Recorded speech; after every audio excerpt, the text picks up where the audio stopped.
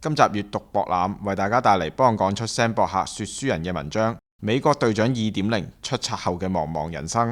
當黑暴呢場大戲唱完，再多嘅動聽言辭都敵唔過現實嘅殘酷。唔知係自稱定係人稱第二代美國隊長嘅馬俊文，因為干犯煽動分裂罪成判囚5年，喺近嚟出獄，並喺11月21號發帖文咁講：出冊啦，返屋企嘅感覺恍如隔世，但係就被現實嘅衝擊感到無奈。茫茫人生，我應該何去何從呢？當年再多嘅豪情，今日都已經凋零；再多嘅無畏無懼，亦都只能變成何去何從。呢位傻傻嘅美國隊長，白白付出咗5年嘅時間，出獄之後，街頭再冇着起乞衣、戴上面罩嘅所謂同路人，亦都冇佔領、冇衝擊，自己辛苦咗、折騰咗，換嚟嘅只有一副副笑臉，走入美心，食住元氣，甚至係曾經講反送中嘅人，今日都自動送中，嘻嘻哈哈咁不想玩樂。或者就係呢種反差，先至係真正嘅恍如隔世，先係真正嘅被現實嘅衝擊感到無奈。不過現實再差，黃黑素來都係一種最強嘅精神鴉片。講一口做好本分，勇敢向前，走出一條屬於自己嘅路，就可以喺2019年迷到漠視法治。而家就可以用嚟逃避現實。略嫌效果唔夠，睇睇馬俊文再補一句：當獨裁成為事實，請好好照顧自己，照顧家人。多謝。